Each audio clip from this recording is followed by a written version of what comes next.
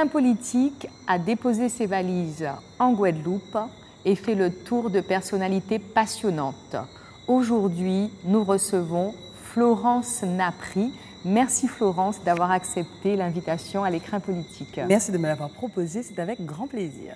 Alors Florence, tu es une artiste tout feu, tout femme, une artiste engagée. Tu choisis de faire un spectacle musical en mettant en lumière une artiste guadeloupéenne que nous connaissions pas ou très peu, certains d'entre nous, Manuela Pioche. Pourquoi tu choisis Manuela Pioche? Le spectacle Dans la peau de Mano est né en fin 2017 dans ma tête. J'avais sorti un album en 2012 qui s'appelait Funcorn où je me racontais, je disais plein de choses de qui j'étais à ce moment-là. Les années passent, moi je trouve ça difficile de se renouveler, de trouver immédiatement de quoi sortir 20 albums dans une année, ça ne marche pas comme ça avec moi. Et donc je réfléchis à ce que je peux faire parce qu'il ne faut pas que les gens m'oublient, c'est important d'avoir toujours une actu. Alors je vais vers la facilité et je me dis que je vais faire des reprises. Allez hop, qu'est-ce que j'aime comme musique? Bon, j'adore la Biguine, on va chercher dans la Biguine. Et j'écoute des choses et je tombe sur une chanson qui dit le jour de Noël, c'est joue à la bodée, moins bois, moins sous, moins tombé en caniveau, mais chérie, si ouais, mais moins, ou qu'épée prend moins à dans des bras. Qu'est-ce que ça veut dire en français? Ça veut dire en français, c'est Noël, je me suis saoulée et je me retrouve aujourd'hui à dormir dans le caniveau. Les roches me servent, les pierres me servent d'oreiller. Mais chérie, si tu m'aimes, prends-moi dans tes bras. Et la personne qui chante ça, c'est une femme, dans les années 50, en Guadeloupe. Ce qui est absolument inenvisageable, en fait. Les femmes en Guadeloupe, d'abord, elles ne chantent pas de façon publique à ce moment-là. Elles sont chez elles à s'occuper d'un homme, des enfants de cet homme-là ou d'autres, et de la maisonnée. Et elles ne peuvent surtout pas raconter. Je bois au point d'être saoule dans un caniveau. Donc ça m'interpelle beaucoup. J'entends une autre chanson que je connais en fait, et, qui s'appelle Doudou pas plairé et qui prône quelque part l'infidélité d'une femme. C'est une femme qui dit, bon, si je te fais une infidélité ou deux comme ça, c'est pas dramatique, on va continuer à s'aimer, ça ne change rien. C'est ça énorme que ça existe chez nous, que je n'ai jamais entendu parler de cette femme. Et que quand j'interroge mes collègues qui ont de longues carrières derrière eux, ils sont incapables de me dire qui est cette Manuela Pioche. Oui, ils ont entendu ce nom-là, mais sans plus. Je cherche sur Internet et pareil, je ne trouve rien d'extraordinaire. Il y a une troisième chanson qui m'interpelle, c'est Guadeloupéen Doubout, où très politiquement, elle va exhorter les Guadeloupéens à prendre en main tous leurs talents et à en faire quelque chose de solide pour avancer sans se laisser déposséder. Comment un tel personnage peut ne pas exister dans ma tête, à moi, et dans la tête des gens avec qui je travaille? Et il a fallu que j'interroge des gens qui ont travaillé avec elle, qui l'ont connue, pour renforcer ce que j'avais pu lire de lignes et demie sur Google. Pourtant, Google, c'est tout. Il ne connaît pas Manuela Pioche. Si on ne lui dit pas, il ne connaît pas si Google. On lui dit pas, il ne connaît pas. Ouais. C'est exactement ça qui manquait, la transmission.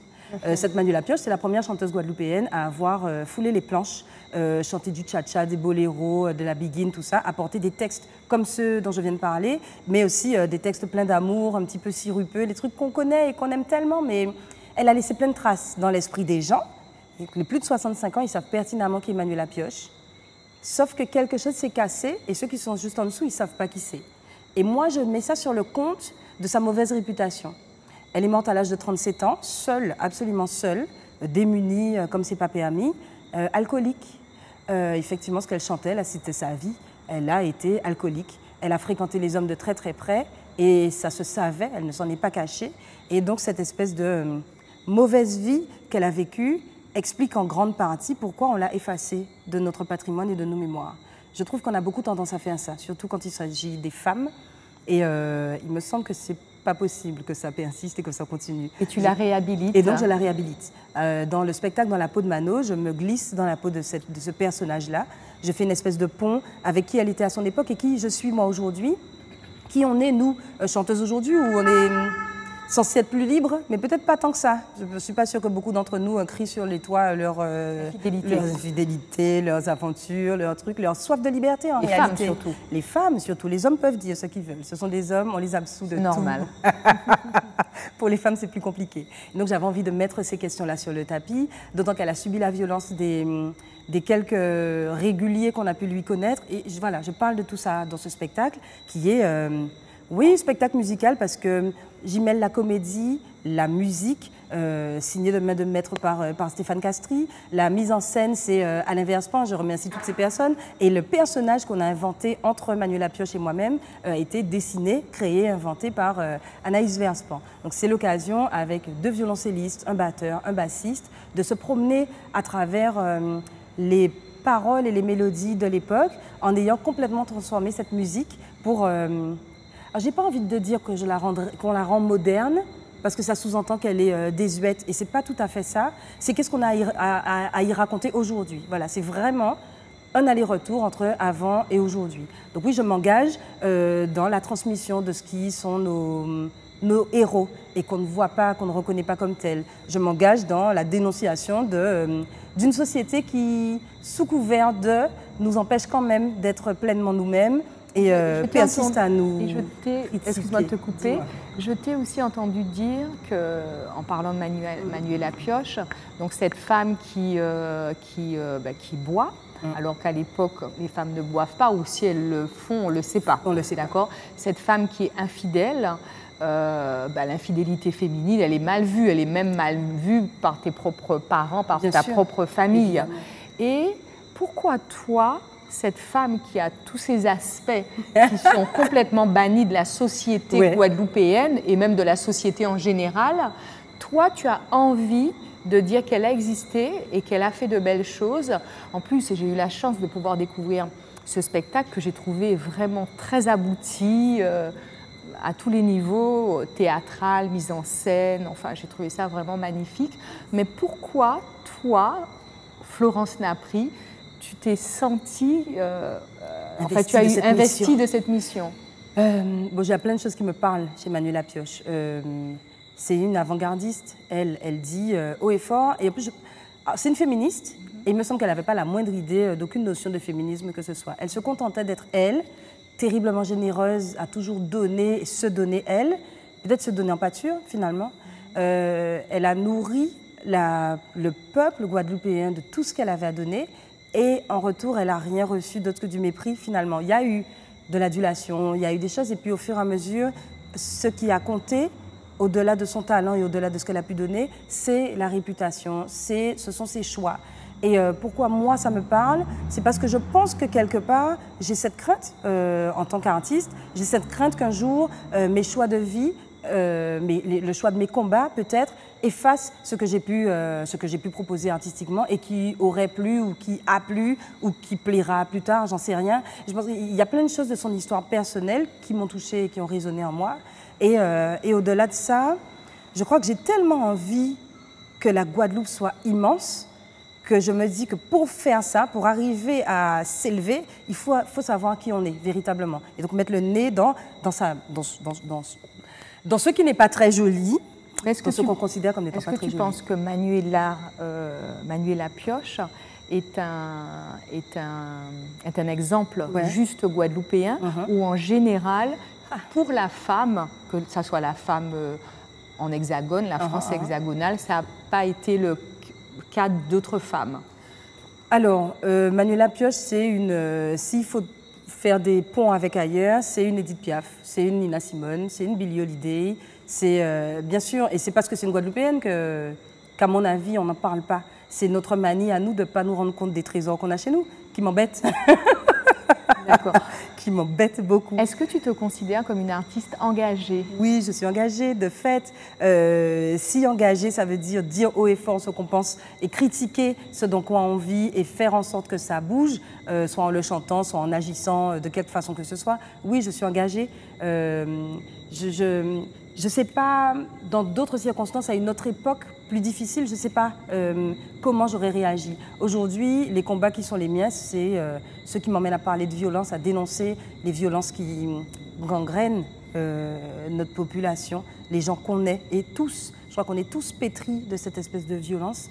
C'est la situation des femmes dans cet environnement. Mais pourquoi on est pétri de cette violence? Je crois, on est construit en fait sur la violence. On est construit sur la violence. On est un peuple quand même qui est construit sur la violence. Indéniablement. Je ne suis pas sociologue, je ne suis pas historienne ni rien. Je ne pense pas que ce soit tellement aberrant de se dire que le fait d'être un peuple largement issus de l'esclavage, de l'arrachement d'hommes et de femmes à leur terre d'origine, de traversées interminables et fatales d'océans, de travail plus que forcé, de viols, Est-ce que tu penses qu'en Guadeloupe, on peut parler entre les femmes de sororité? C'est un mot qui revient, je ne vais pas dire à la mode, mais c'est un mot qui revient partout dans le monde, en hexagone. Quand on parle de féminisme, on parle de sororité. Ouais. Est-ce que tu penses qu'en Guadeloupe, il y a la sororité? Moi, j'ai plein de sœurs. J'en ai une de sang et j'en ai plein d'autres d'ailleurs. Oui, je crois qu'on peut parler de sororité. Peut-être qu'on va pas y retrouver toutes les notions qui ont été décrites et étudiées, etc. Peut-être qu'on va en trouver encore d'autres. Oui, la sororité existe, la solidarité entre les femmes. Tu n'as pas l'impression qu'en Guadeloupe, quand même, il y a une espèce de jugement extrêmement dur entre les femmes, entre elles? Il y a ça aussi. Il y a ça aussi. Parce que c'est pas de la sororité, ça. Ça, c'est pas de la sororité. Mais moi, j'ai plein de sœurs et je sais qu'elles me regardent pas de travers quand je fais, quand tu as des choix. Quand j'ai des choix qui sont les miens. Et c'est ça, en fait. C'est sur ça que je m'arrête, moi. C'est que je sais qu'il y a plein de gens qui sont pas sur cet aspect-là. Mais oui. Et pourtant, qui parlent de solidarité, qui parlent. Bien sûr, parce que parole en bouche passage. Voilà. Ça, c'est très clair. Qui parlent parce qu'il existe, bon, voilà, on connaît un petit peu, on va dire, la culture, on va dire, des hommes en Guadeloupe. Oui. On sait très bien qu'il y a des hommes mariés, souvent avec beaucoup de maîtresses. Et c'est pas un problème. C'est pas un problème guadeloupéen, c'est un problème qui existe aussi en France hexagonale, aux États-Unis, tout ce qu'on veut. Mais pourtant, alors je ne sais pas si c'est parce que je suis en Guadeloupe et que je suis guadeloupéenne, j'ai le sentiment qu'il y a un jugement acéré, un jugement extrêmement difficile des femmes vis-à-vis des autres femmes. Oui, il y a ça. La question systématique du « mais comment elle était habillée ?» Quand on va dire qu'une telle a été violée, elle sort en général de la bouche d'une femme. Ouais. Voilà, ça oui, il ne faut pas dénoncer. Alors, quant à ça, j'allais dire, n'en parlons même pas. Si, on est là pour ça. Voilà, oui, il ne faut pas dénoncer. On garde les trucs, on garde les histoires entre nous en famille et on n'attaque pas le bourreau, mais on attaque souvent la victime. Donc oui, bien sûr qu'il y a beaucoup ça chez nous. Comment ça s'explique? Je ne sais pas, je pense que le pays est tellement petit qu'on a peut-être peur de se mettre des gens à dos. On n'a probablement pas envie de regarder à quel point les histoires nous touchent. Et en se mettant à distance et en critiquant et en jugeant, on se permet de ne pas être concerné. Et je crois que ça, c'est peut-être le plus difficile, c'est de se rendre compte à quel point on est tous concernés par ces histoires de violence, quel que soit le choix de notre positionnement. Alors, un moment, tu lances un podcast qui s'appelle « Rebelle et la bête ». Est-ce que c'était aussi pour toi une manière de te libérer? Est-ce que c'était important au moment où on parlait justement dans le monde entier de ce qui se passait et que les femmes ont lancé des hashtags? Tu pensais qu'il fallait aussi qu'en Guadeloupe, il fallait se libérer de ça, de ce poids, de le dire haut et fort en disant ça existe chez nous. Moi aussi, j'ai vécu des choses dans ma vie. Et donc, tu lances ce podcast qui s'appelle Rebelle et la bête. Est-ce que ça t'a libérée? Alors, j'ai sorti Rebelle et la bête il y a 1 an, pas pour me libérer. Je l'ai sorti parce que j'étais libérée et que donc je pouvais en parler. Ce n'était pas une action thérapeutique. J'étais déjà assez en paix avec toutes ces histoires moches que je raconte au long de ce podcast pour pouvoir les dire à la face du monde. Et je ne l'ai pas fait parce que dans le monde entier, il y avait MeToo ou Balance ton porc. Je l'ai fait parce que chez nous, il n'y a pas ça. Chez nous, il n'y a pas ça alors qu'il y a plein de choses terribles à dénoncer. Sauf qu'on n'ose pas. Je me suis dit que c'est difficile de dire du haut de ma notoriété, à pas considérer qu'un truc, mais n'empêche, je me suis dit qu'il nous manque des gens qu'on écoute. Ou peut-être que tu avais aujourd'hui, à ce moment-là, les épaules assez larges pour te dire j'y vais, je me libère. Enfin, tu t'étais déjà libérée, oui, mais je le dis haut et fort. Haut et fort, mais je l'ai dit haut et fort pour que d'autres puissent dire. C'était vraiment pas. C'était pas pour moi. Moi, j'étais prête à raconter mes affaires. Là, on se raconte ça, nous, entre quatre yeux, mais c'est pas intéressant. C'était intéressant dans la mesure où si moi je dis, eh bien toi, tu vas pouvoir dire aussi, et toi aussi, et toi aussi. Et comme on va en parler, parce que chez nous, c'est tout petit, et que si l'une d'entre nous vient dire tel bit arrivé moins, il y a de fortes chances que ce soit relayé au-delà de, des discussions à 2, 3, 4. Et que donc, ça puisse donner envie à d'autres de commencer à ouvrir ça. Il me semble que chez nous, on ne parle pas. On fait plein de choses. On rigole à gorge déployée, on fait de la musique, on fait du théâtre. C'est peut-être pour ça qu'on est si nombreux à être des artistes. C'est parce qu'on a plein de choses à dire, mais qu'on ne les dit pas. On les fait sortir, on les raconte, on les exprime, mais on ne les dit pas. Or, je crois que dire, c'est un truc qu'il faut qu'on apprenne à faire, véritablement. Or, je ne peux pas attendre des gens qui disent si moi, j'en suis pas capable. C'est une façon de donner l'exemple. Qu'est-ce qui s'est passé après quand tu le dis? Les gens qui savent ce qui s'est passé, est-ce que tu as eu un retour de ces gens? J'ai eu plein de retours. Alors, je sortais un épisode toutes les 2 semaines. Il y en a eu 8 en tout. Et à la sortie de chaque épisode, je recevais des appels, des messages, des trucs. Alors, soit les amis qui tombent des nues parce que ceux qui me connaissent savent que je suis tout sauf une fille triste. Donc, ils avaient du mal à s'imaginer que je puisse raconter... Le rire cache oui, mais voilà, exactement. Mais j'arrive à ne pas emmener les gens dans ce que je pourrais avoir moi de part sombre. C'est pas ce que je mets en avant. Sauf que là, dans ce podcast, je raconte vraiment des choses pas drôles qui me sont arrivées moi, mais qui sont arrivées à des tonnes de personnes. C'est sur ça qu'il faut que je revienne, en vrai. Et donc, lendemain de chaque sortie, lendemain 2-3 jours plus tard, et ça se poursuit, j'ai plein de retours. Soit pour savoir comment je vais, soit pour me raconter, moi aussi j'ai vécu ça, ça fait écho chez moi parce que ci, parce que ça, et les gens parlent, et les gens comprennent, je crois, plus ça va, les gens comprennent qu'il faut dire, qu'il n'y a rien de mal à dire. Chez nous, je crois qu'on regarde mal, on parlait de jugement, on accepte mal que les gens se plaignent, et se plaindre, ça peut être tout et n'importe quoi. Alors que se plaindre, des fois c'est simplement se dire. C'est simplement rejeter à voix haute une situation qui est anormale et qui est inacceptable. Et nous, on ne s'en donne pas le droit. Pour revenir sur la question de pourquoi je l'ai fait aussi parce que les histoires que je raconte, ce n'est pas moi qu'elles concernent, en fait. Oui, je les ai vécues, mais je les partage avec des tas et des tas de sœurs. Il y a plein de filles dans nos entourages respectifs qui peuvent raconter exactement les mêmes histoires que moi. Et c'est là que ça devient grave. C'est que ce n'est pas des cas isolés. Le viol, les attouchements étant petites, le viol conjugal, le coup de poing dans le visage. Il y a plein de filles autour de nous qui ont toutes ces histoires-là à raconter et qui n'osent pas. Et ce qui était peut-être le plus troublant, c'est quand des copines viennent me dire « Ah ben tu vois, quand tu as raconté tel truc, je me suis rendu compte que j'avais vécu la même chose. » Aujourd'hui, Florence, après... Changement de décor. Voilà. Aujourd'hui, Florence, après, dans la peau de Mano, avant tu fais le podcast Rebelle et la Bête, et là, maintenant, tu t'engages en politique. À quel moment il y a eu ce déclic? Pourquoi cet engagement en politique? Je suis en confinement en France. C'est le premier confinement. On est en mars, avril, mai 2020. Et je continue à suivre de près tout ce qui se passe en Guadeloupe. Et je suis sollicitée par Laurence Makaba pour signer une lettre ouverte qui somme nos élus de se mettre en mouvement et de réagir à la façon dont les choses sont mises en place ici en Guadeloupe par le gouvernement français sans tenir compte de nos spécificités, territoire, population, attentes, etc. etc. Oui, territoire géographique, quoi. Et ça donne lieu à des décisions complètement absurdes et irréfléchies. Notamment cette impossibilité de décider nous-mêmes de fermer les frontières de l'île et d'empêcher le Covid d'entrer. Non, on laisse les frontières ouvertes parce que ce ne sont pas les nôtres, ce sont celles du gouvernement. Ça n'a pas de sens.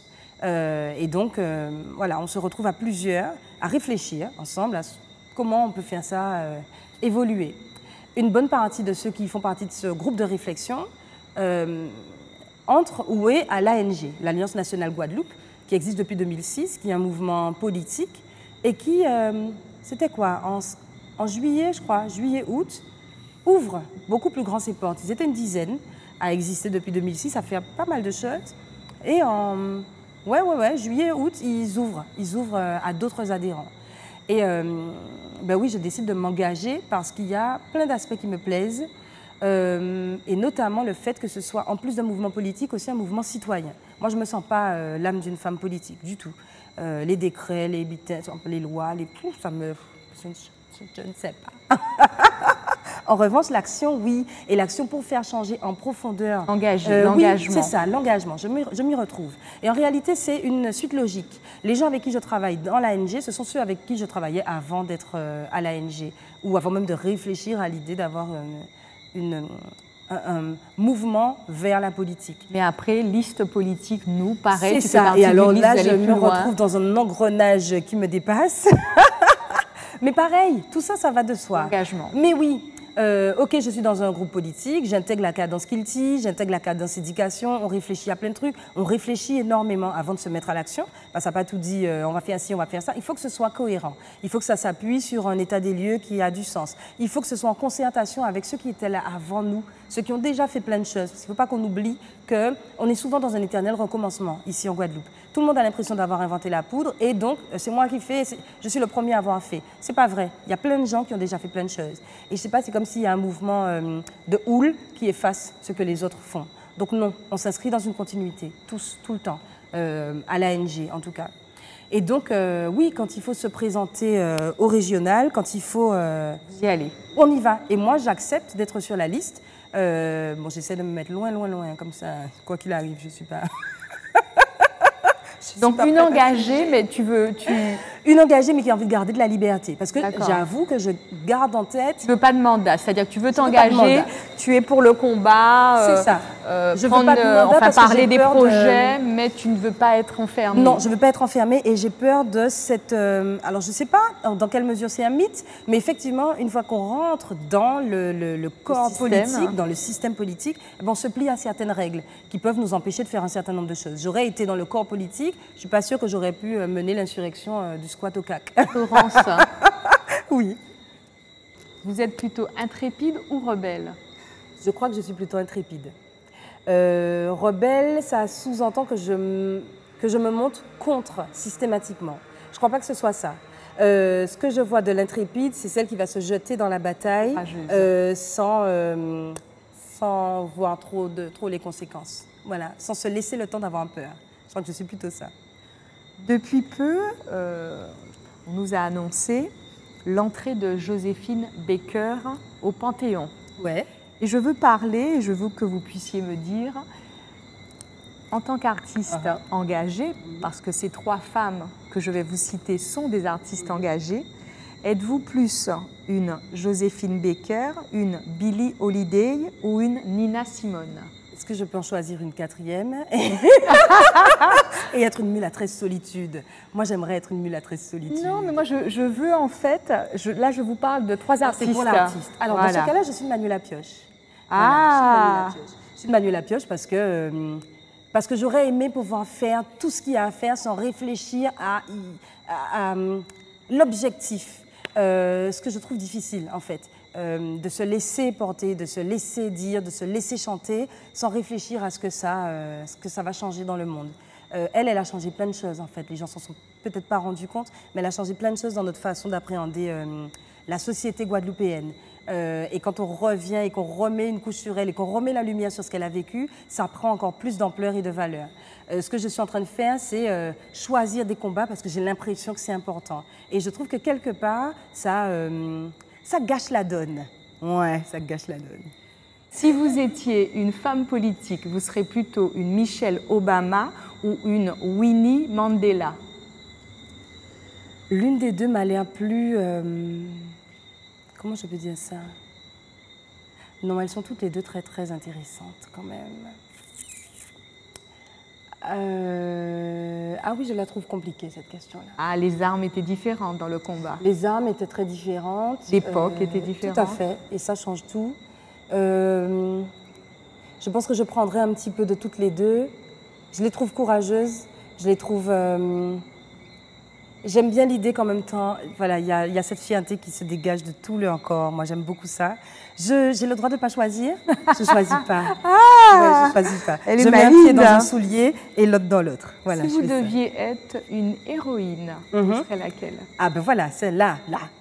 Je suis la mulâtresse solitude. Ah. Combat. D'accord. Alors aujourd'hui, les artistes sont en colère et vous faites partie de ces artistes et vous squattez le Centre des Arts. C'est ça. Présentez-nous ce que c'est que le Centre des Arts, ce centre culturel qui est dans la ville de Pointe-à-Pitre, en Guadeloupe. Parlez-nous de ce centre et dites-nous pourquoi les artistes ont décidé de le squatter. Le Centre des Arts existe depuis plusieurs années. J'y ai pris mes premiers cours de piano, je crois que j'avais 6 ans, quelque chose comme ça. J'y ai fait mes premiers concerts quand j'étais à l'école de musique et que tous les trimestres, il y avait le concert de fin de trimestre. Donc dans la grande salle, quelque part là-haut, là, j'ai fait mes premiers concerts. Par exemple, on est très très nombreux à être passés par le Centre des Arts et surtout on est très nombreux à avoir assisté à des concerts de la folie de l'amour qui tue. Voilà, moi j'ai rencontré Tania Saint-Val pour la première fois ici. Il y a un certain Miles Davis qui s'est produit ici. Je crois que Barbara Hendricks aussi est passée par là. Plein de gens, Dominique Coco, plein de gens de chez nous, plein de gens d'ailleurs, parce que le Centre des Arts, c'était le centre de l'art et de la culture guadeloupéen. Ça n'appartenait pas à Pointe-à-Pitre, ça appartenait à la Guadeloupe. Et ça fait combien de temps que c'est en Ça fait travaux? 12 ans que le Centre des Arts n'accueille plus personne. Et ça fait 1 an et quelques que le chantier s'est interrompu. Moi, je ne sais pas pourquoi. J'ai entendu parler de problèmes d'argent. Soit, d'accord. Mais comme le reste de la population, je ne sais pas ce qui est prévu. J'ai entendu des choses effrayantes, comme on va peut-être le vendre à un particulier qui en fera ce qu'il voudra. Et moi, je trouve ça terrible. Je trouve ça terrible à la fois qu'on envisage de se débarrasser aussi facilement d'un joyau comme celui-ci, qui est porteur de plein de choses. Le fait qu'on soit assise là, je suis sûre que vous ressentez ce qu'il y a dans les murs, j'en suis sûre. En tout cas, nous, on le ressent depuis qu'on y est. Donc je trouve ça terrible d'imaginer que ce bâtiment disparaisse avec toute son histoire. Et je trouve ça plus terrible d'imaginer que la population ne refuse pas que ça arrive. Donc, dans le cadre de l'ANG et de la cadence Kilty, où on réfléchit à ce que la culture, voilà, qu'est-ce que la culture en Guadeloupe, à quoi elle sert, comment est-ce qu'on la valorise, etc. Est-ce qu'il y a une politique culturelle d'après vous? Dans tout ce qu'on a constaté, on n'en a pas vu de politique culturelle. La politique culturelle, c'est un gros fil rouge qui nous permettrait de voir à quoi ça sert ce qu'on fait. Ce n'est pas des actions culturelles, ce n'est pas des événements, ce n'est pas des trucs à coup de subventions, ce n'est pas ça. La politique culturelle, c'est qu'est-ce qu'on met en place pour que nos jeunes artistes imaginent venir travailler dans leur pays, pour que les artistes déjà installés et impliqués puissent vivre de leur art. Il y a moyen, les artistes et les acteurs culturels. C'est vraiment un monde qui imbrique énormément d'acteurs. C'est imaginer comment est-ce qu'on en fait une industrie plutôt que de rester sur l'idée que l'artiste vit d'amour et d'eau fraîche et se contente qu'on l'applaudisse. C'est pas ça, on est des gens avec des familles, des enfants, des impôts à payer, des maisons à acheter. Enfin, on est des gens au-delà du fait de faire du bien, de participer au ciment de la population, du peuple. On est des gens. Et je crois qu'il faut prendre ça en compte. Je crois qu'il faut le rappeler à la fois à nos élus, mais aussi à la population. Une politique culturelle, elle servirait à chouquer la Guadeloupe dans la Caraïbe ou dans le monde, plutôt que de simplement se réjouir d'avoir ah ben oui, super, Kassav a fait le tour du monde. Nous ne pouvons pas gagner seul Kassav pour nous pédir qu'à nous capaiser. Il y a énormément d'artistes, plein de talents ici, qui peuvent tous servir à faire rayonner la Guadeloupe partout. Or, on a coupé les ponts avec la Caraïbe, par exemple. Et donc, on se rend compte que le territoire est tout petit. Le territoire ne peut pas être petit en 2021, ça n'existe pas, des territoires tout petits. Est-ce que depuis que vous avez squatté le Centre des Arts, vous avez eu des retours des politiques? Est-ce que vous avez eu... Est-ce qu'ils sont venus vous voir? Est-ce qu'ils vous ont parlé d'un projet? Où ça en est? Alors, on squatte le Centre des Arts depuis le 5 juillet. On est une poignée d'artistes et de personnes qui ne sont pas du tout des artistes, qui sont très impliquées dans ce qu'est la culture guadeloupéenne. La première semaine, on a rencontré une partie du staff de Cap Excellence, avec qui on a eu une discussion qui s'est interrompue un peu brutalement. On est parti. Parce qu'on comprenait bien qu'on avait un dialogue de sourds. Cap Excellence possède le chantier, est propriétaire du chantier, et s'est senti attaqué par notre intrusion. Comme si, quelque part, on leur reprochait à eux de n'avoir pas fait ce qu'il fallait pour que le bâtiment voie le jour, pour que le Centre des Arts renaisse. C'est pas ça.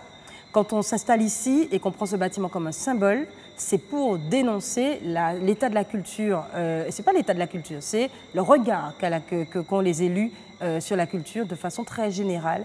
Aujourd'hui, pas de réponse, pas de retour? Aujourd'hui, pas de réponse. Non, pas de réponse. On en a rencontré plein, des élus et des membres du... Vous avez rencontré qui? On a rencontré Cap Excellence, on a rencontré Monsieur Durimel, juste à deux pas. Cap Excellence, c'est le bâtiment? Cap Excellence, le bâtiment. Hein, je pense qu'on peut dire Cap Excellence, le bâtiment. On n'a pas eu de... Alors, si, on avait eu un retour un peu indirect du président de Cap Excellence à un moment donné, c'est-à-dire nous disant que... le président de Cap Excellence, Monsieur Jalton. Monsieur Éric Jalton. Voilà, qui n'était pas prêt à discuter avec des squatteurs. Ah. Voilà, ça c'était il y a quelques semaines. Je crois que la position a changé. Voilà, mais on attend de le savoir de façon claire. On a rencontré M. Durimel, qui n'est pas contre l'action, mais qui ne peut pas visiblement se prononcer fort pour non plus.